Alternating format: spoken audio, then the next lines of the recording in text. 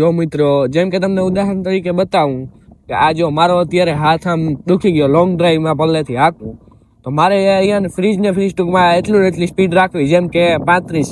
તો અહીંયા cruise button આવે. તો જય શ્રી રામ બધાને, કેમ છો બધા? મજામાં? તો કે આપણા વિડીયો જોતા હશે એટલે મજામાં જ હશે. આજે ને હું પાછળ ચાલુ સ્કૂટી છું, તમને એક વસ્તુ બતાવું. આપણે આજે એમાં ટેકનિકલ વસ્તુ જાણવાનું છે બધા સ્કૂટીની શું છે. જો મિત્રો, જેમ કે તમને ઉદાહરણ તરીકે બતાવું કે આ જો મારો અત્યારે હાથ આમ દુખી ગયો, લોંગ ડ્રાઈવમાં પહેલેથી હાંકવું, તો મારે અહીંયા ફ્રીજ ટૂંકમાં એટલું એટલી સ્પીડ રાખવી, જેમ કે 35. તો અહીંયા ક્રુઝ બટન આવે, ક્રુઝ લખીને હું આને ચાલુ લીવર દબાવી દઉં એટલે આ આઇકન ગ્રીન કલર ના મૂકી દેવાનું. આ જો મેં લીવરને મૂકી દીધું, આ જોઈ લ્યો, આ મારો હાથ અહીંયા નથી, તો એ ઓટોમેટિક રનિંગમાં ચાલુ ને ચાલુ જ રહે છે, કારણ કે ક્રુઝ બટન એ ટાઈપનું હોય.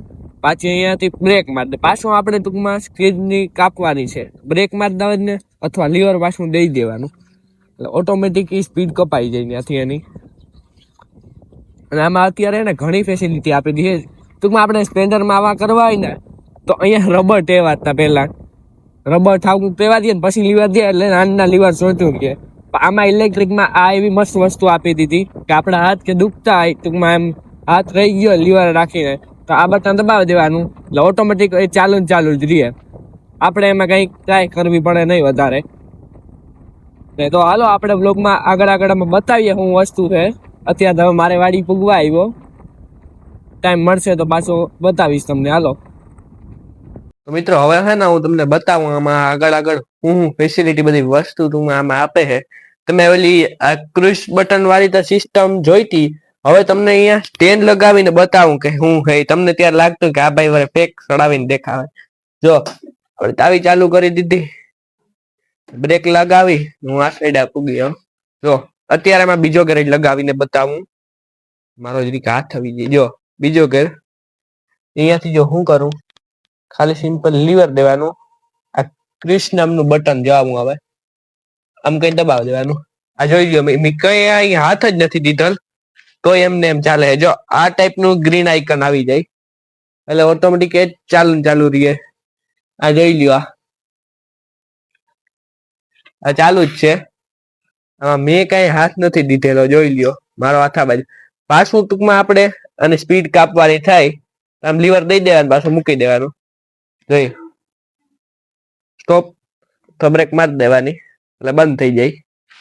અને જો હજી આમાં સિસ્ટમ બતાવું, આ જોઈ લ્યો, આવું આઇકન આવે, એને ચાલુ કરવાથી સારી સાઇડિંગ જે ક્યારે ઓન થઈ જાય. ટૂંકમાં આપણે રાતે કે ક્યારે ટૂંકમાં પાર્કિંગ કે કરી હોય ત્યારે કાયમ આવે. પાછી આ મસ્ત વસ્તુ છે, આ રિવર્સ. ટૂંકમાં મોટર હે ને એ રિવર્સ ફરે, રિવર્સ ગેર ટૂંકમાં માનીએ તો આ બટનને દબાવી રાખવાનું હોય, આ સાઈડ થી આ લીવર દેવાનું.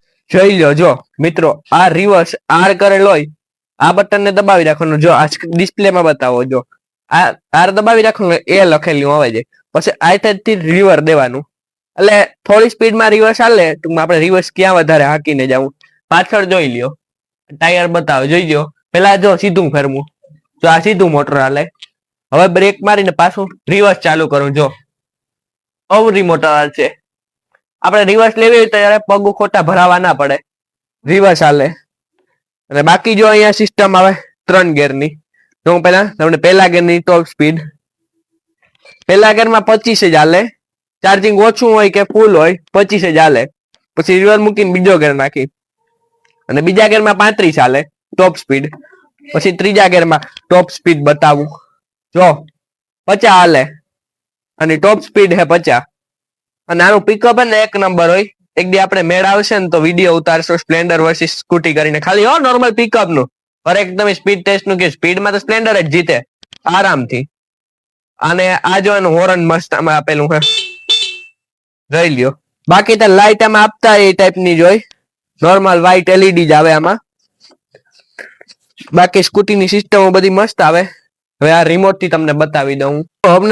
તમને હું આમાં હે ને ફેસિલિટી બટન હાજર હો ખૂજતું ને. હા, હવે બટન રિમોટ કંટ્રોલ થી ફેસિલિટી બતાવું હું આવે આમાં.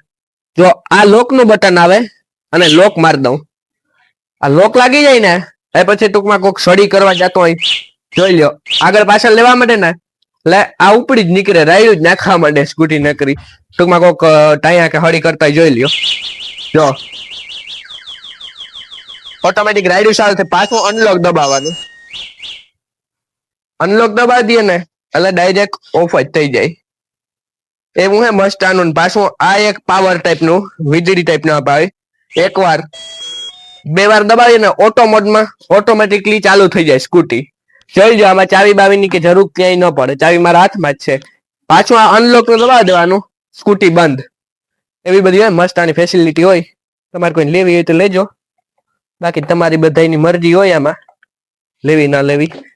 જો મિત્રો તમને આ સ્કૂટીનો વિડીયો પસંદ આવ્યો હોય, મેં જેમાં બધું બતાવવાનું એ બધું બતાવ્યું, અને હજી પિકઅપ નો વિડીયો આપણે બનાવશું, તમે કમેન્ટ કરજો તો આપણે બનાવશું. તમારી જો ઈચ્છા હશે કે બતાવો. અને આ બધી વસ્તુ તમને કેવી લાગે મને કમેન્ટ કરીને બતાવો કે આપણે ઇલેક્ટ્રિક સ્કૂટી લેવી જોઈએ કે ના લેવી જોઈએ. બાકી મળીએ નવા વ્લોગમાં. વિડીયો પસંદ આવે તો લાઈક મારી દો, મસ્ત મજાનું કોમેન્ટ કરી નાખો, ચેનલને સબસ્ક્રાઇબ કરી નાખો. Bye bye.